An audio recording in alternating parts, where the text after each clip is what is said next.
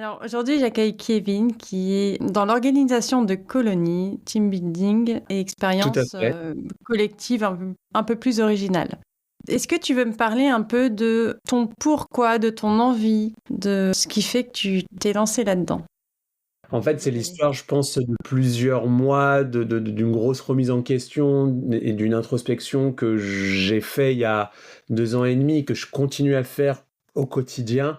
Comment est venue cette envie de mettre en avant un petit peu en voie l'expérience donc de ce que j'ai créé dans l'organisation de colonies de vacances et de team building.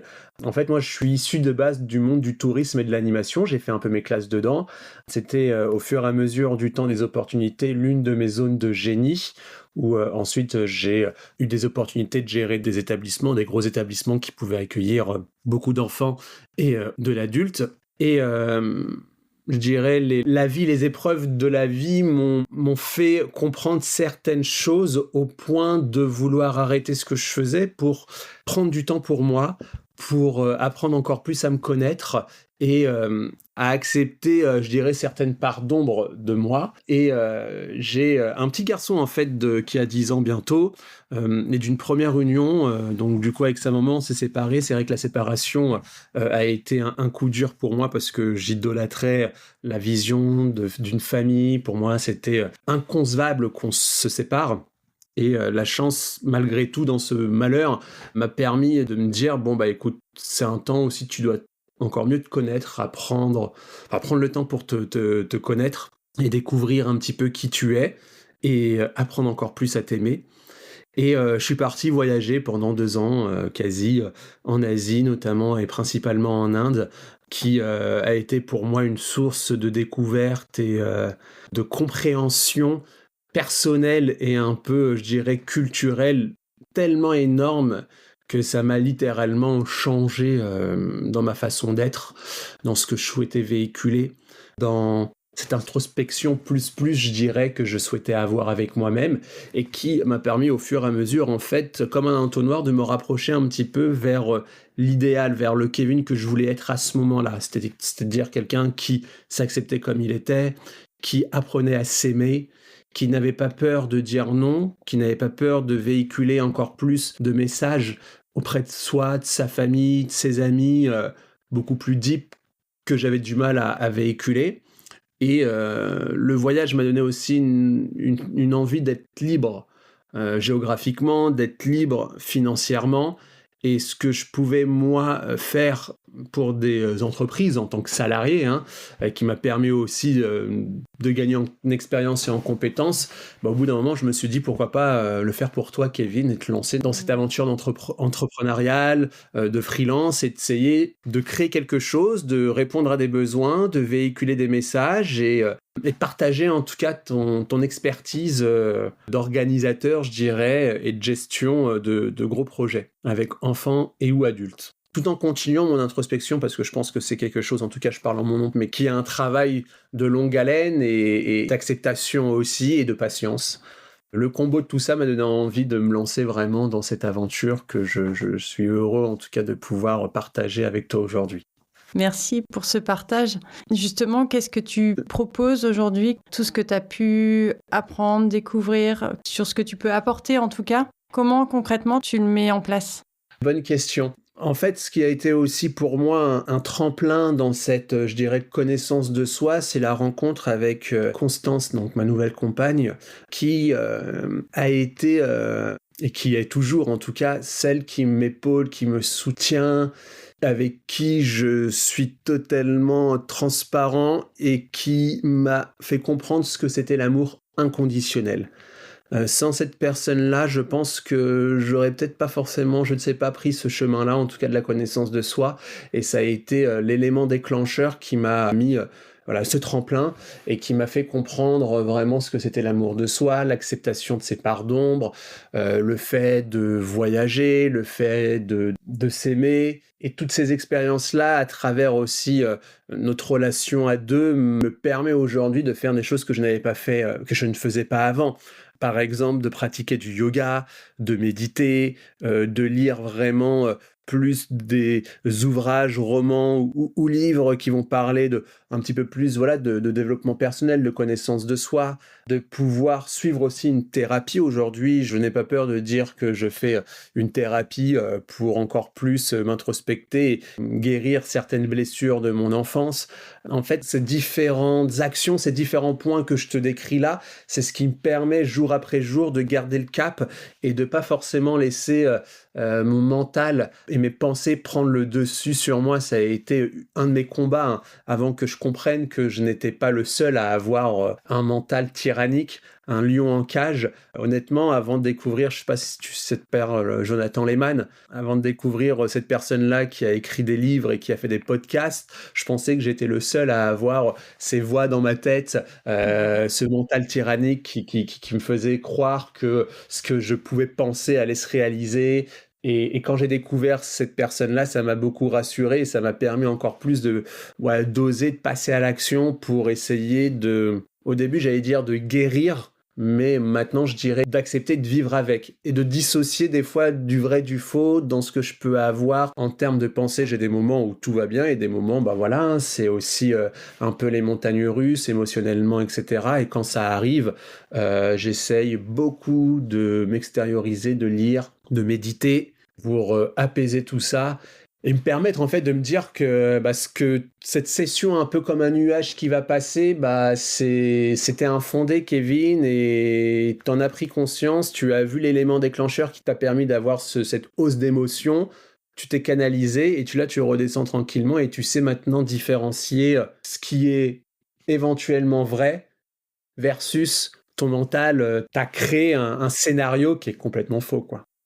C'est totalement ça. Voilà, ces émotions qu'on dit négatives, elles ont une raison. Elles sont là pour envoyer un signal, pour dire que quelque chose ne va pas, que ça soit un besoin non comblé, une valeur qui est contrariée. Ça peut être énormément de choses. Et c'est vrai qu'à partir du moment où on essaye de comprendre d'où vient cette émotion, pourquoi elle est là, et ce qu'on peut faire pour l'apaiser, à partir de ce moment-là, on sait que ça va passer. Si on la met sous le tapis, là, ça revient d'une manière ou d'une autre. Mais effectivement, toi, tu as trouvé les moyens de te dire, effectivement, d'avoir cette image de nuage qui passe, parce que tout passe tant qu'on l'écoute, en fait. Si on n'écoute pas, ça revient. Si on écoute, on comprend et ça passe. Exactement. Après, c'est pas forcément tout le temps facile, je vais pas mentir, mais en fait, depuis que j'ai mis en place ces petits rituels-là, que j'ai décidé de m'écouter beaucoup plus, et je pense aussi tout est amour. En tout cas, c'est de m'écouter et d'ouvrir la porte à un amour inconditionnel avec moi-même. Je suis, je dirais, en meilleure phase avec moi-même. Utiliser l'image de mettre la poussière sur le tapis, moi, ça a été pendant plusieurs années ma façon de faire, de fuir. Et sur le coup, ça faisait du bien, mais quelques mois, quelques semaines, quelques années après, ça revenait. Et c'est ce qui a fait que des fois, j'étais dans un schéma assez malsain avec moi-même et indirectement et inconsciemment avec les personnes qui m'entouraient. C'est comme ça que des fois que j'ai perdu peut-être des amis proches, ma compagne aussi, enfin mon ex-compagne aussi. Et aujourd'hui, c'est ce qui pouvait me faire du mal avant, et encore une fois, on est sur l'idée du mental qui est de faire croire que tu vas pas t'en sortir, tu vas te retrouver seul, personne t'aime, etc. Donc c'était pour moi quelque chose de très compliqué à accepter, n'a été que bénéfique quelques mois après, quelques semaines après, quelques années après, parce que j'ai rencontré la femme de ma vie, que aujourd'hui je suis plus en phase avec moi-même, que j'accepte plus de choses et que je me dirige vers en tout cas une vie qui a plus de sens avec ce que je souhaite être et veux faire, quoi. Mais bon, après, voilà, comme j'ai dit, il y a des moments où il y a des moments où ça revient, il faut aussi savoir l'accepter, et c'est comme ça. Et j'ai eu pas plus tard qu'il y a 2 jours, un pic d'émotion. Là, j'ai eu du mal à l'accepter, et c'est passé. Il y avait une phrase que j'avais lue dans un livre, de pas encore une fois ce Jonathan Lehman, qui est un ancien avocat de Wall Street, trader, et qui a décidé de vivre qu'à travers le bonheur en testant plusieurs choses et de le véhiculer aux autres à travers ses livres, ses podcasts et ses antisèches du bonheur, comme il les appelle. Il avait dit que tout était impermanent. Et c'est vrai, tout est impermanent. Ça peut durer le temps qu'il faut, mais ça sera à la fin permanent. Ouais. Et je pense que tout a un sens aussi. Ouais, je pense aussi. Enfin, même, j'en suis sûr. Après, des fois, il faut encore une fois, tu disais l'accepter et je pense que des fois, en tout cas pour moi, j'ai l'impression que c'est après coup que je comprends que il y avait un sens à ce moment-là. Des fois, tu t'imagines pas que telle ou telle chose t'arrive dans ta vie et que ça peut te faire que du bien. Moi, je repense à ce schéma familial que je pensais avoir, qui du jour au lendemain s'est éclaté. Et j'aurais jamais imaginé que ça m'aurait apporté aujourd'hui beaucoup plus de stabilité personnelle, même avec mon fils, même avec mon ex-compagne, avec ma compagne actuelle, beaucoup plus sain et bienveillant qu'avant où je m'imaginais le pire des scénarios. Et aujourd'hui, Ouais, je c'est me dis, ça. mais en fait, ouais, ça avait un sens tellement.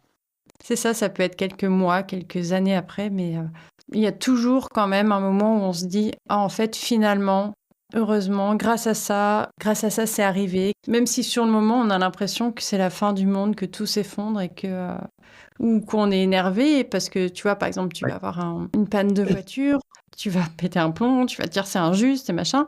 Et si ça se trouve, tu vas comprendre plus tard pourquoi, parce qu'il y a eu un accident à ce moment-là, à cet endroit, ou parce que, enfin voilà, peu importe. Mais oui, je suis persuadée que rien n'arrive par hasard et que tout ce qui nous arrive peut nous servir de leçon.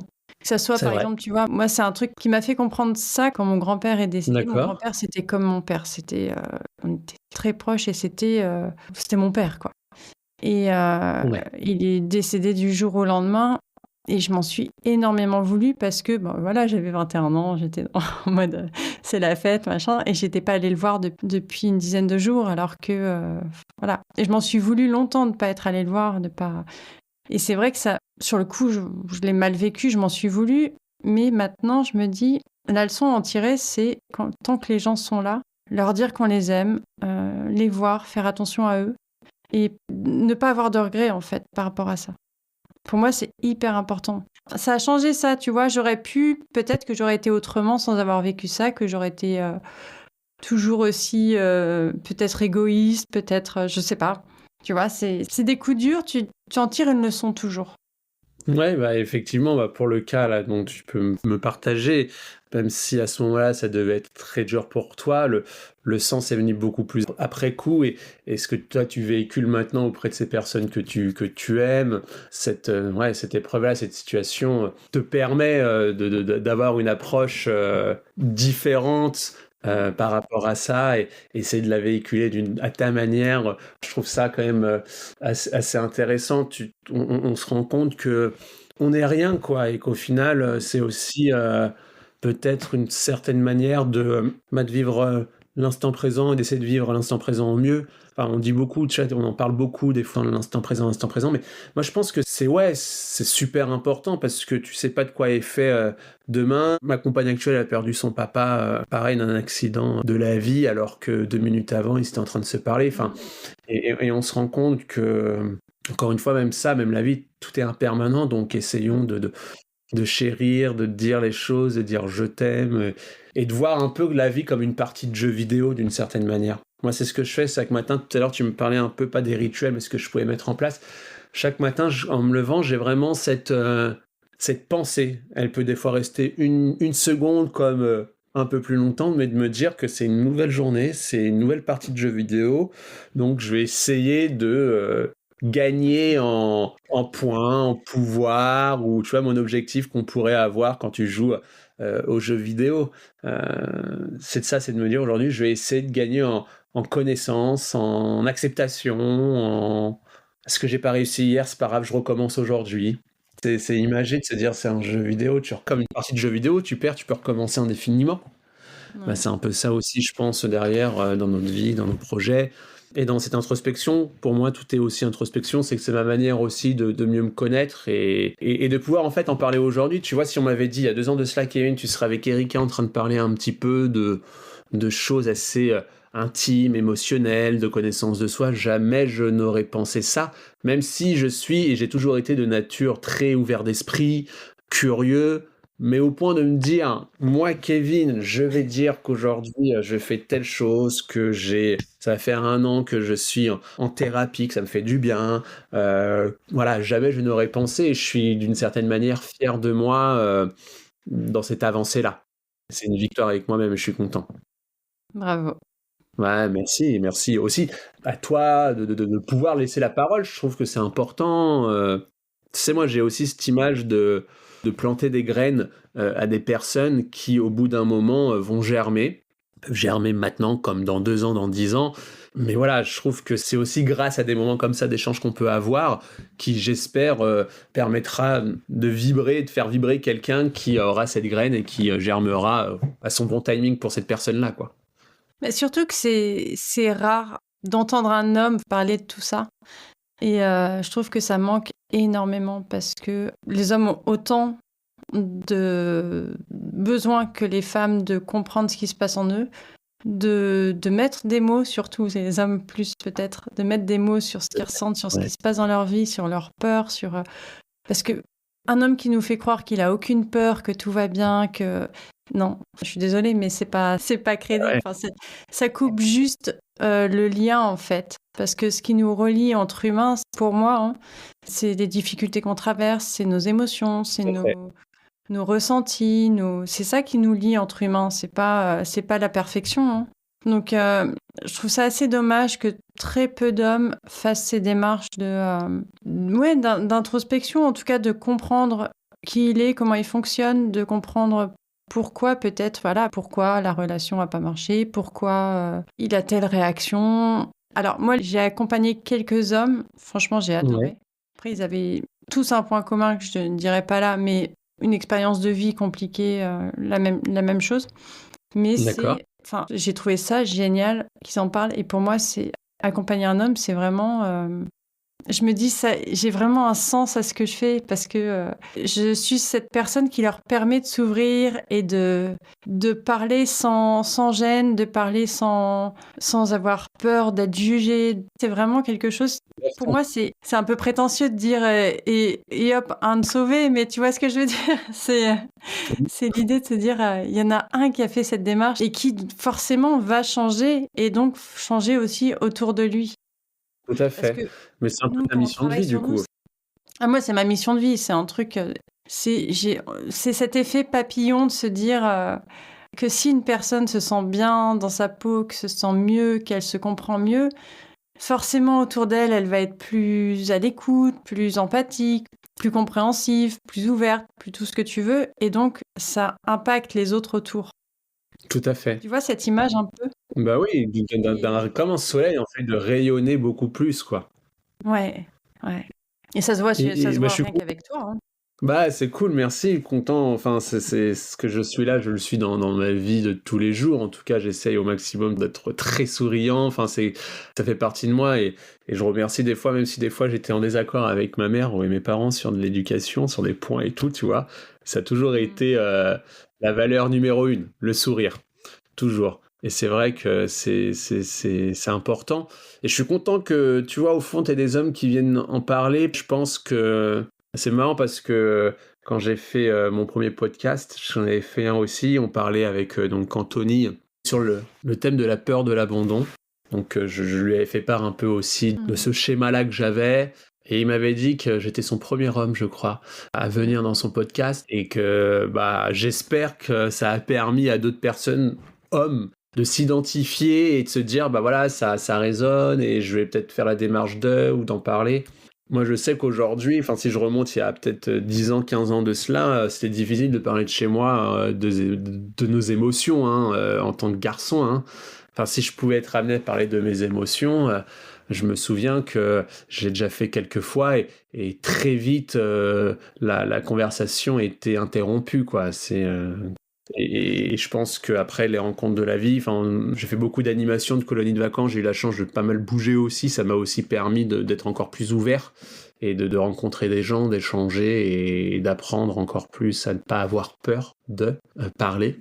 Mais ouais, je pense que d'autres personnes, hommes, arriveront à échanger, à en parler et à faire aussi appel à tes services pour se sentir épaulé, conseillé, coaché, et avoir les bons tips aussi pour vraiment pour encore mieux apprendre à se connaître et ne pas avoir peur de rayonner en sachant vraiment qui on est dans les bons moments comme dans les moments un peu moins bons, quoi. Mhm. Tu vois, moi je parle de plus en plus avec mes amis de ça, garçons. Avec mes potes d'enfance, Ouais. ça va faire 20 ans qu'on se connaît, on a le même groupe, ça fait 20 ans, hein. et on en discute beaucoup plus ensemble. Même Constance m'a fait la réflexion il n'y a pas si longtemps que ça, elle m'a dit « Ah, mais attends, je vois maintenant que tes potes, ils en parlent beaucoup plus qu'avant. » De soi, de ses émotions. Peut-être que j'ai été aussi l'élément de se dire « Bah tiens, j'ai un pote qui en parle, donc plus facilement je peux en parler. » Sûrement, peut-être. Tu dirais que ça change quoi d'en parler en tant qu'homme ?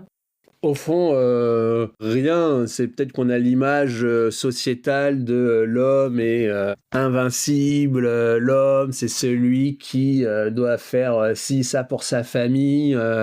L'homme, c'est celui qui doit ramener de l'argent à la maison. Enfin, tu vois, il y a cette image-là qu'on pouvait avoir, dans laquelle on a été peut-être conditionné aussi en tant que jeune, enfin plus jeune, de l'homme impeccable qui doit être propre sur soi, etc.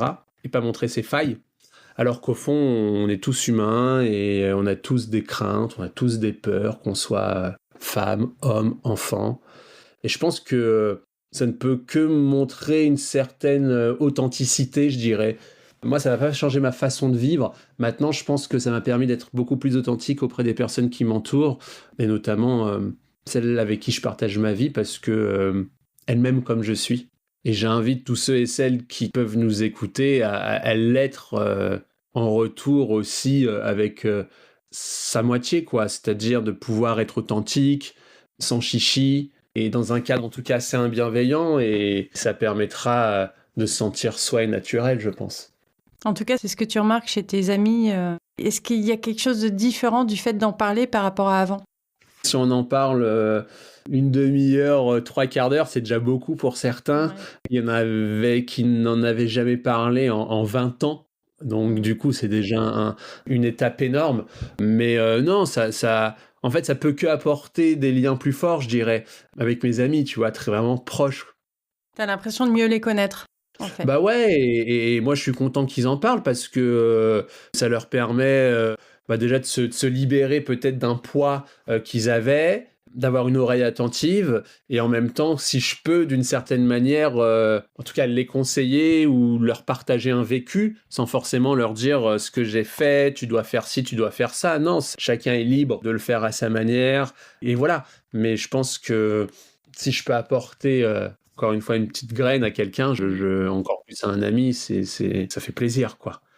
Ça nous rapproche, je pense, plus, mais ça n'a rien changé, en tout cas notre amitié, à notre façon d'être les uns envers les autres, depuis 20 ans qu'on se connaît maintenant, quoi. Et tout à l'heure, tu parlais des enfants. T'abordes tout ça avec les enfants, le sujet des émotions, des difficultés, Ouais, carrément. Avec mon fils, en tout cas, j'essaye de lui parler un petit peu plus de ce que c'est, voilà, les émotions. On a, que ce soit sa mère ou moi, notre fils a déjà eu l'occasion d'entendre des deux parents ce que ça pouvait être les émotions, de savoir quand papa et maman étaient pas bien, pourquoi ils l'étaient. Et à des moments qu'on juge et qu'on sent important de lui expliquer tout ça. Pas qu'on lui cache rien, mais on lui fait comprendre que des fois, c'est bon d'avoir peur, que on a le droit d'être en colère pour telle ou telle raison. Moi, même si je suis adulte, j'ai mon moment aussi, je suis en colère, ou je suis triste, je suis heureux. Dans le travail que je fais aussi au sein des colonies de vacances, là, pas plus tard que ce mois-ci, j'ai été sur un établissement qui accueille des enfants, et même si j'étais pas l'animateur principal, parce que je coordonnais de loin les séjours, il m'arrivait des fois sur des moments informels de repas avec les enfants, de parler et d'entendre leurs émotions du moment, de papa, maman me manque, waouh, j'ai passé une super belle journée, versus quelqu'un à côté de moi qui était en colère parce que son copain, sa copine avait fait telle ou telle chose dans la chambre. Donc du coup, c'est aussi intéressant de juste discuter et d'avoir des mots simples pour essayer de leur faire comprendre que peut-être s'il avait été comme ça, c'était peut-être pour une bonne raison qu'on ne sait pas, et qu'il faut savoir l'accepter ou la lui demander.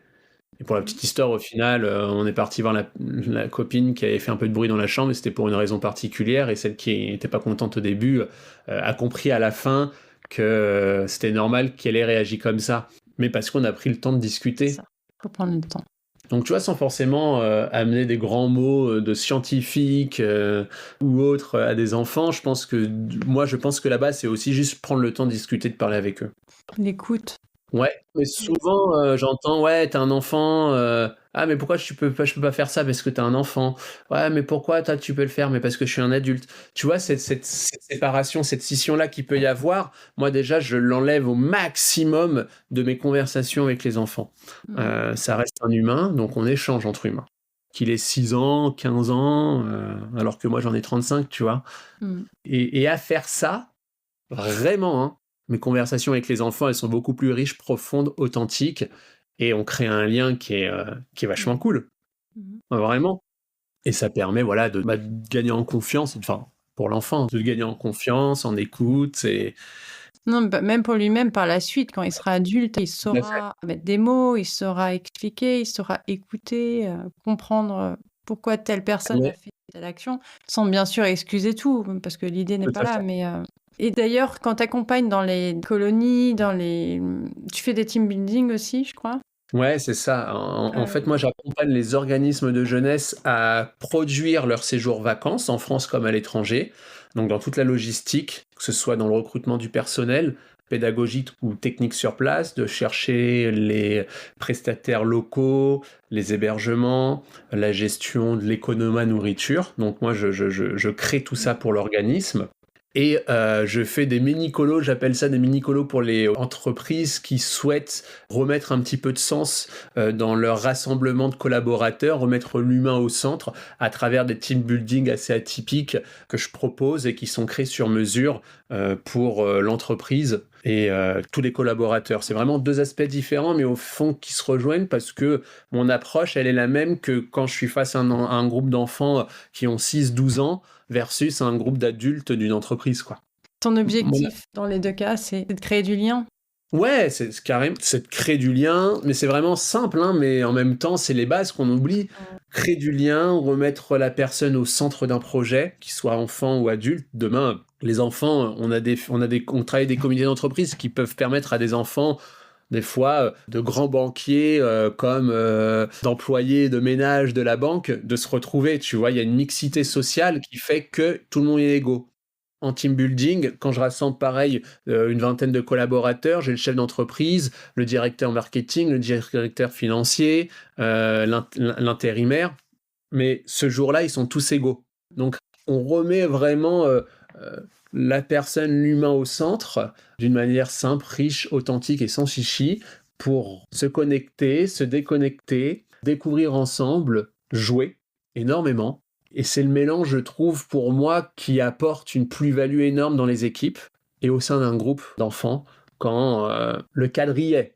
Une écoute, Ouais. une façon d'amener les choses, des jeux qui font sens et une communication. Et ça, dans toutes les activités que j'ai pu faire, ça a toujours été un élément vraiment puissant dans les groupes. Justement, que ce soit avec les adultes ou les enfants, qu'est-ce qui est pour toi une expérience collective qui est réussie? Ton KPI, ton marqueur de ton marqueur de réussite?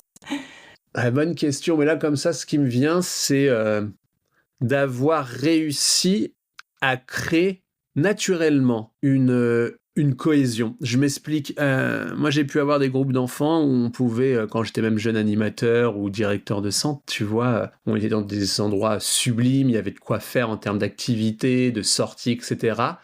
Mais la posture que j'avais, donc d'humain à humain, hein, à prendre en compte, en considération les besoins, les envies de chacun, a fait qu'on a créé une synergie, une force, une cohésion de groupe, que on pouvait avoir les meilleures activités au monde autour. Entre nous, on arrivait à faire vivre notre séjour. Mmh. Je sais pas si tu vois ce que je veux dire. C'est comme avec les team building. Le dernier que j'ai fait là dernièrement, on est parti à quelques kilomètres de l'île, en pleine nature. Et bon, ils avaient des thématiques qu'ils devaient faire par rapport à leur entreprise, etc. Mais après est arrivé un moment de jeu. Le jeu que je leur ai proposé, c'est une activité en extérieur que je faisais avec des enfants en colonie de vacances, que j'ai adapté pour des adultes. Mmh.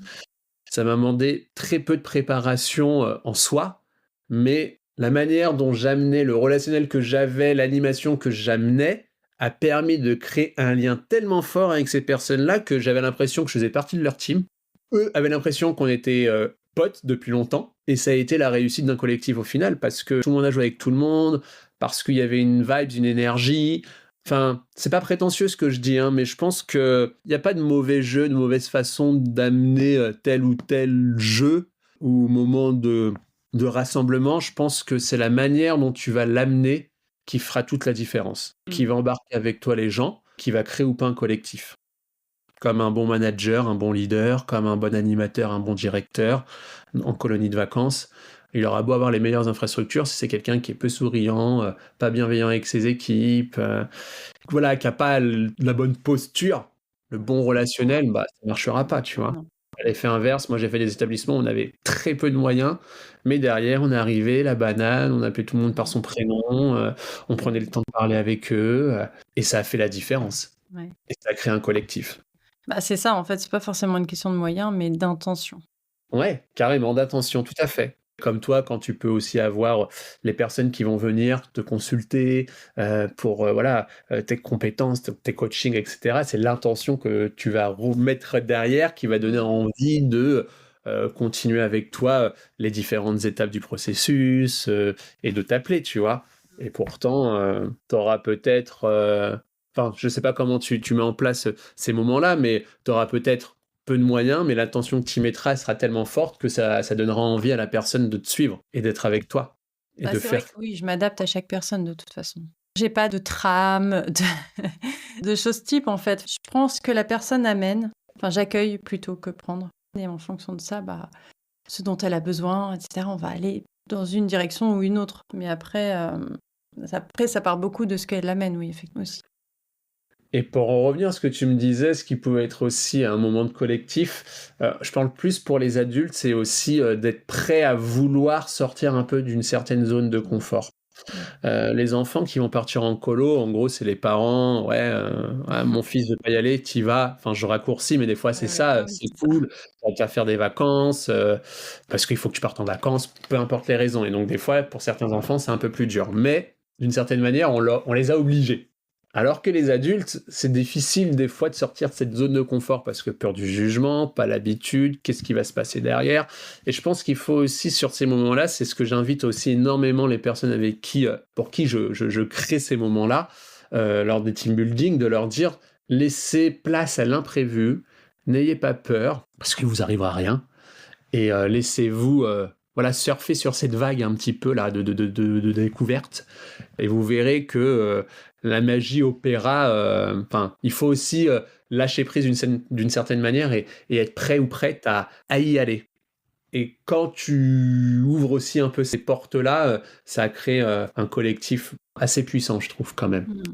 Et justement, tu as constaté une évolution des besoins ces dernières années entre avant Covid, après Covid. Est-ce que tu vois une différence? J'en vois quand même parce que aujourd'hui il y a énormément d'organismes qui proposent des colonies de vacances, donc ça c'est trop bien.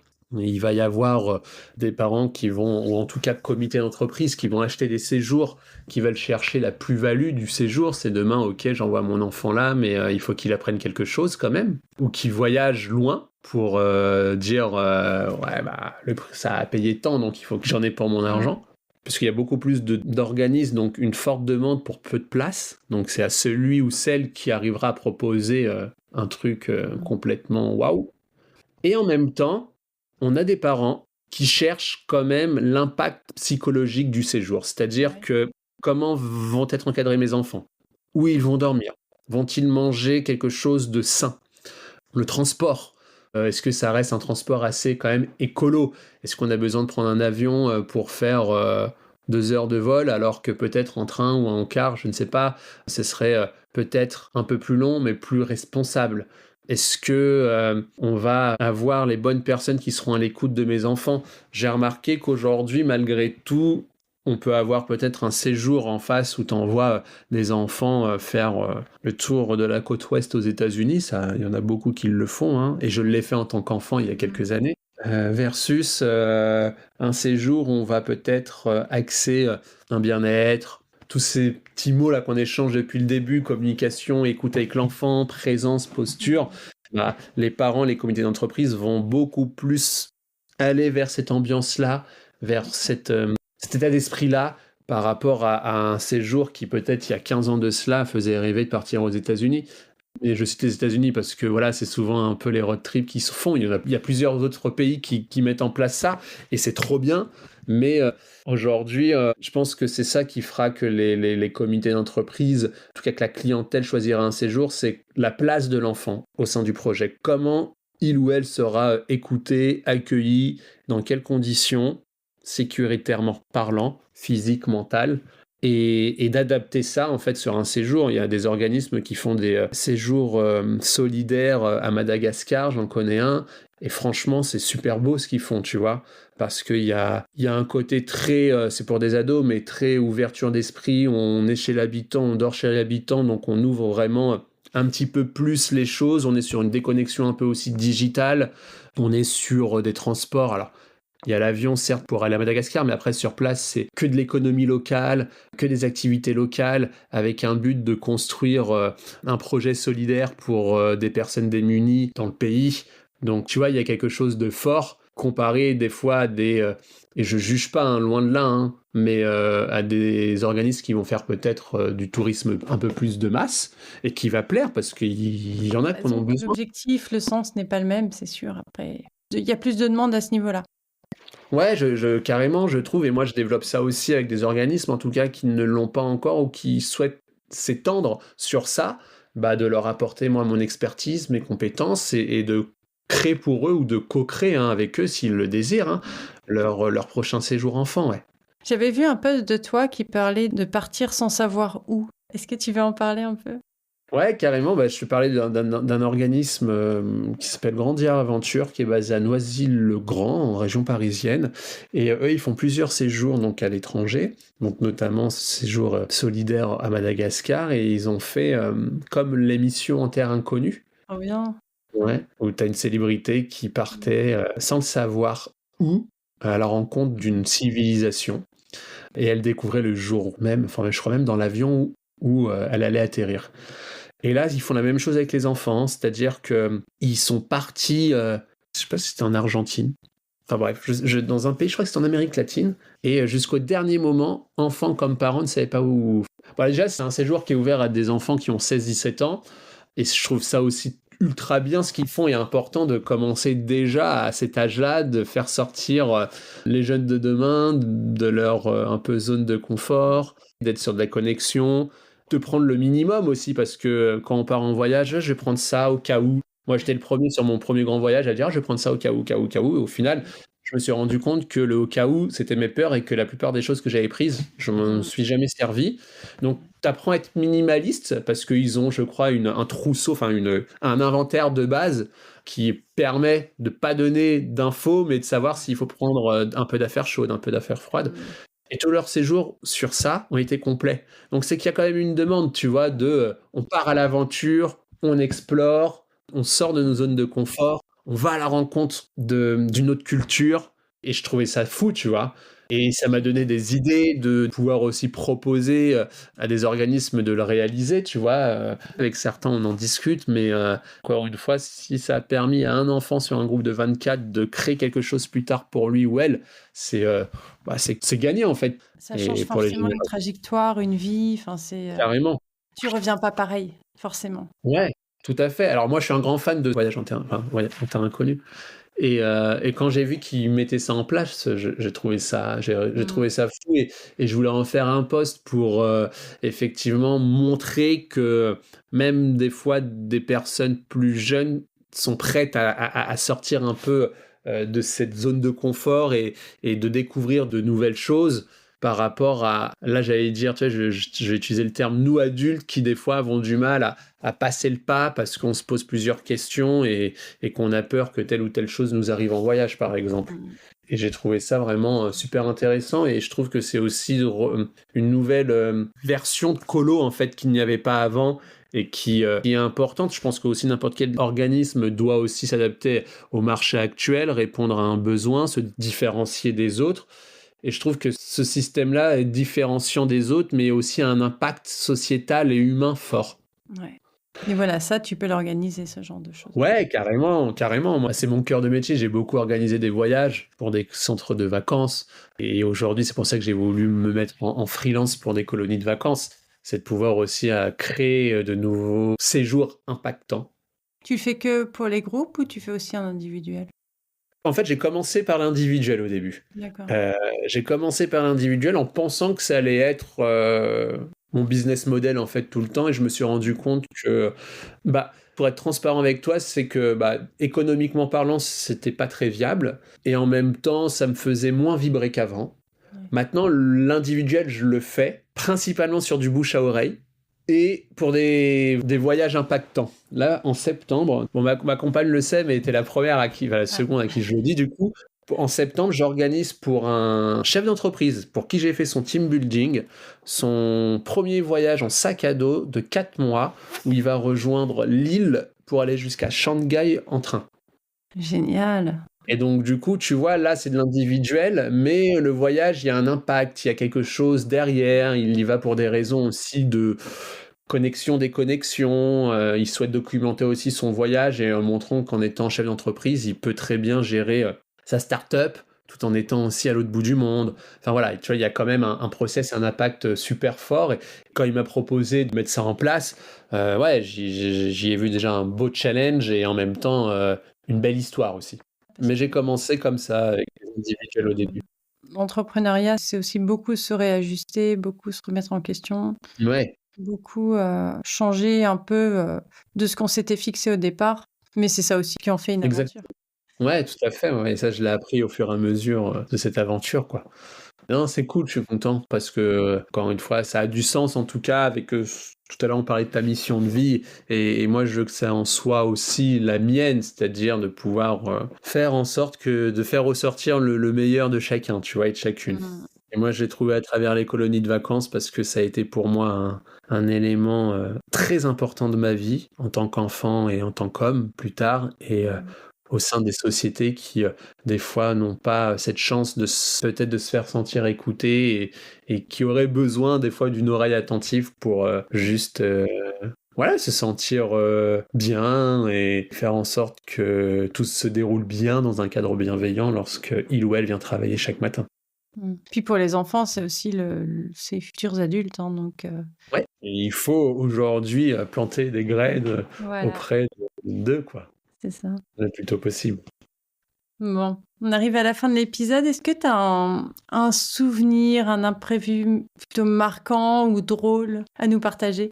Mais là, comme ça, ce qui me vient à l'esprit, c'est que tout à l'heure, je te parlais de voyage. J'ai fait mon premier gros voyage il y a 2 ans, c'était en Inde.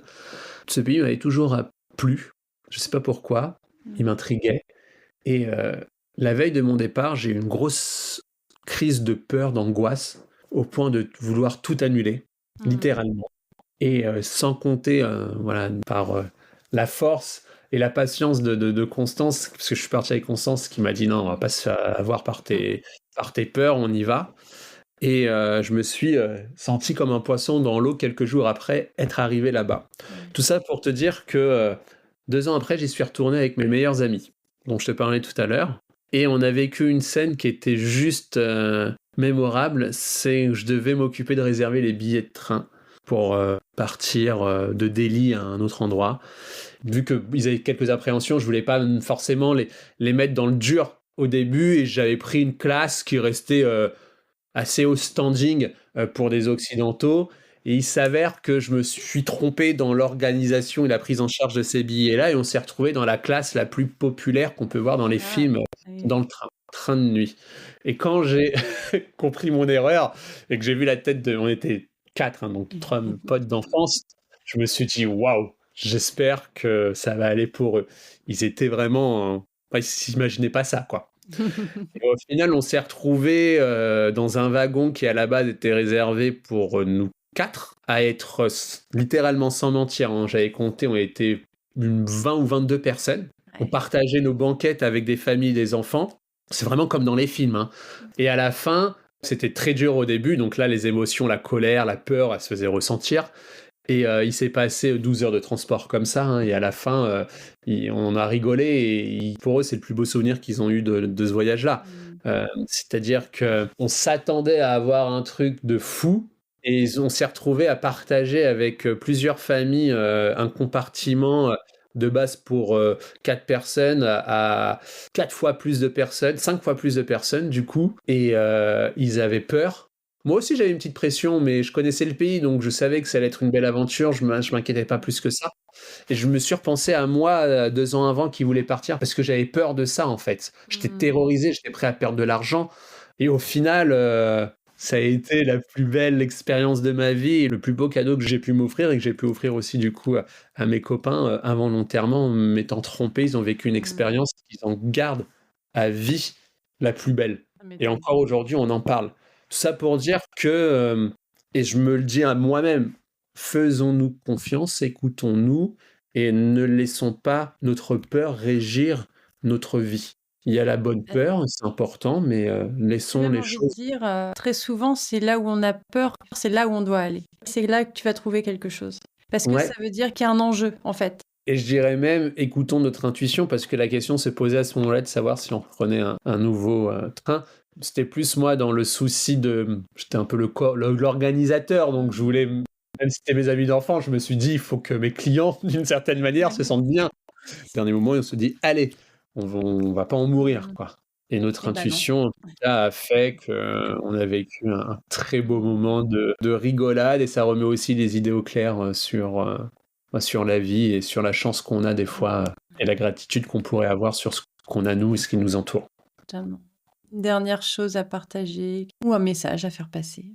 Je parle pour moi, mais peut-être que certains et certaines pourront s'en inspirer, mais j'ai dit, ça fait 2 ans que je suis dans cette introspection, mais j'ai l'impression que je ne suis qu'au début de la connaissance de moi. Et je suis content et fier de ce que je suis en train de devenir, de ce que je souhaite véhiculer.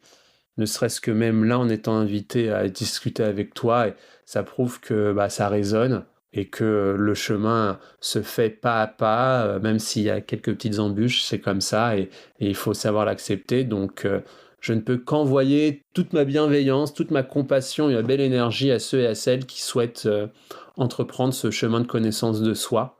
Au plaisir d'en discuter ici ou ailleurs, ou de se découvrir, ou de se rencontrer en colo et ou en team building, qui sait. Merci en tout cas, Erika, pour ton invitation et ta Merci à toi. gentillesse et ton écoute.